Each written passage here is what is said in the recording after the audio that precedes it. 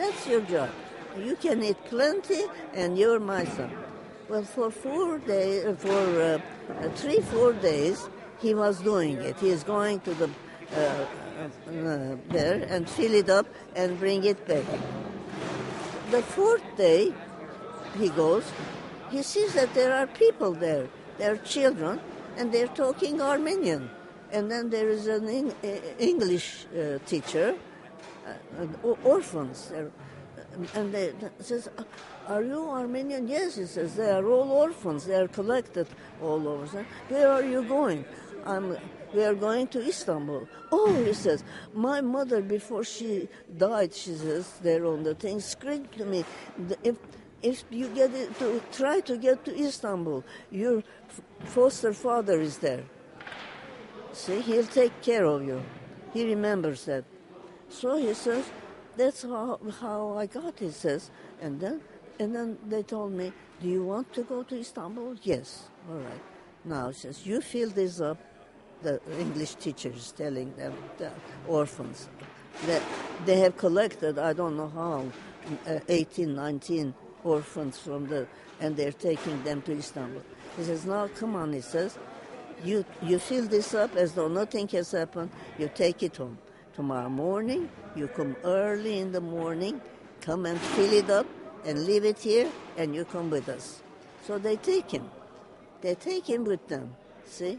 And with the thing, they bring him to Istanbul. He's explaining this, sitting there while I'm taking those things off of his head. See? Well, I said, then what happened? Well, I said, well, what is your, he says, my mother said, he knows somebody. "Well, what is this man's name?" I said, "Do you know?" "Yes," he says, "he gives my father's name." He says, "Dikran Ispecherian." He says, "Do you know him?" "He's my father." I said, "Are you Krikor?" And his mother used to be my dada, See, we were well off, and we had, she used to take care of. Do you see, this story is the thing that made me famous. And what happened? What happened? He says, "Well, who is your father? Are you crazy? Then are you Krikor?" I said, "We used to play together. My father used to collect all the servant children and take them to with us to the thing, summer vacation and everything. They were like part of us." "Oh," he says, "my goodness." I said, don't worry. I said, right now. I said, I will go right away. As soon as this is finished, I will go. There is a Mr. Garabedian," I said, "in the school, in the English school. I will tell him that," he says, "there were only, my father has telephone in his office. You call him." I said, "I will tell him, he will call, and my father will take care of you. Don't worry."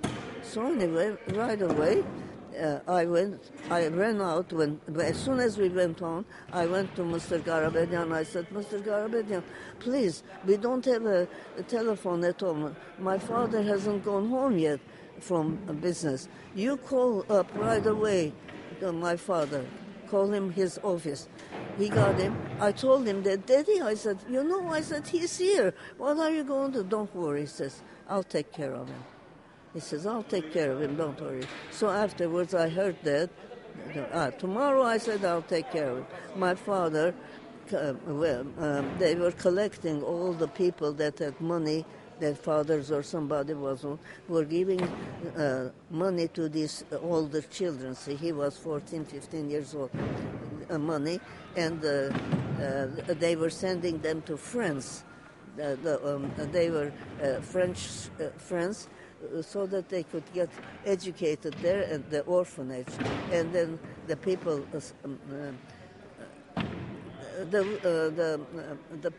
the money, for the train or whatever it is, the people were paying for each children. My father right away has arranged and taken care of that, given money, I guess, whatever it is, and sent him to Paris, to Paris, where they were collecting the Armenian children, orphans, to have. And so he had his college education. We never heard him after that. See? He's happy he was gone. And then, of course, I came to America. And then father, my father and mother had decided that we had a big house and a whole lot of money and everything. And then they decided to close everything and send the servants all um, for vacation, and then they were going to come to America to visit my sister and stay 1 year. See, and while they were there, the Turks confiscated everything that my father had there. My older brother was in Istanbul, but he couldn't do anything, and then they collected and everything else and all that, and so when I came to. My sister said, look, we have money, we have just a big house, we had built a big house, so it had 25, 30 rooms, because her husband was a highest ambassador, something. And so my parents said, well, Daddy, I don't want your mother and father to go. There's just my little sister. She says my other brothers had come to America before, and they had other business. And my sister was married with this man. He says, I don't have anybody here. He says, Mom, he says, why don't you, Daddy and Daddy, you stay there. And she's only 13 years old. She's just like my own daughter. She's 15 years old now. So that's how it happened that I came to America, and then I stayed here, and then that's it.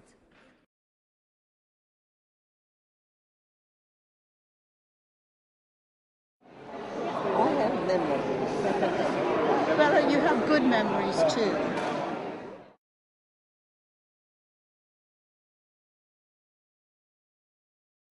Well, sweetheart, we don't have a lot of people who are 102.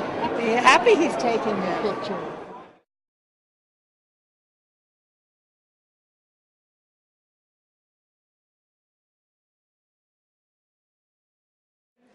I said, Hagopik, I said, how did you become an orphan? I said, what happened to you? Well, he says, I live in Merdegöz. Merdegöz is a little village right off of Istanbul, see, like that. And, I said, I said, what happened to you?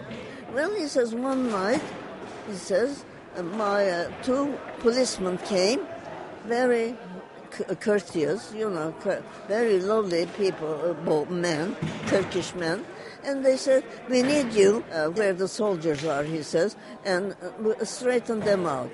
Well, he says, in that house, he says, I only have a sister, and my sister is married, and the police, he says, they took my father and the police over, and they were going to bring them back.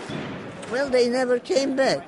And the next morning, we heard that, he says, they have killed them and then thrown them. There was a running water right near that Merdegöz, and their heads were thrown in there.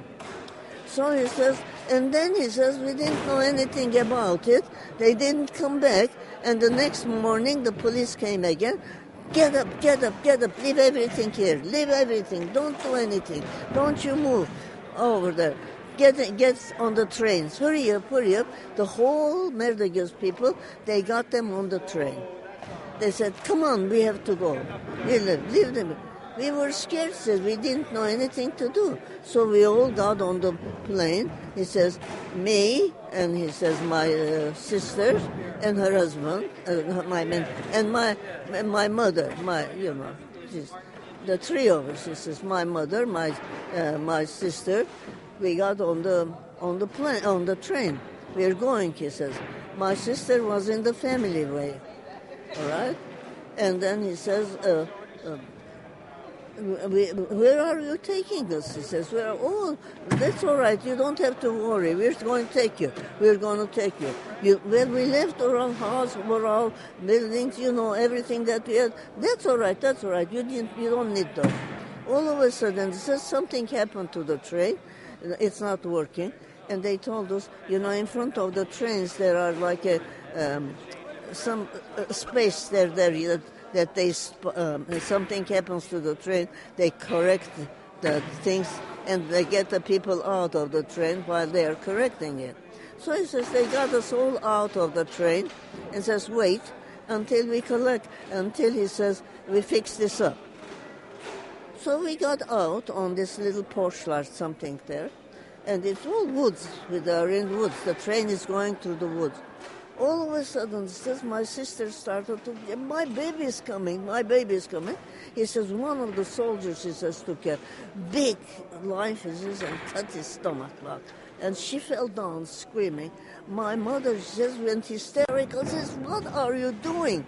And he said, another one came, he said, and like that, my mother's head, through my mother's head on the thing. And he says, I got so scared, I didn't know what. I jumped out of that thing into the woods, and the train went. And then I didn't want to go. I didn't know what was on. For 4 days, he said, I'm walking in the woods. I don't know anybody. I don't know anything. And he says, I started to eat the leaves and whatever I could find. Finally, 4 days afterwards, he sees a man, a Turkish man, sitting, old man there, sitting there. He says, come on, son. He says, you're one of the orphans of the Armenian orphan. Yes, yes, he says, I'll make you my son. He's Turkish. I'll make you my son. Come with me. He says, I hadn't eaten anything. I hadn't known anything. And then he took me, he says, now you do what I tell you. And he says, I'll make you my son, and I don't have any children. I'll be very happy. Okay. So he says, only one thing you're going to do. Every morning, you know, they don't have in the woods or places there, they don't have any water nearby. So they have a pump in the middle of the city or outside, and you go and you take your little pails, yes, and then fill them and then bring it home. Okay, that's what you'll do. That will be your job. You can have plenty to eat and everything. He says every morning, he says, you take 2 pails to the center where they have the pump, water pump. He says you fill them up and bring them back. That's your job. You can eat plenty and you're my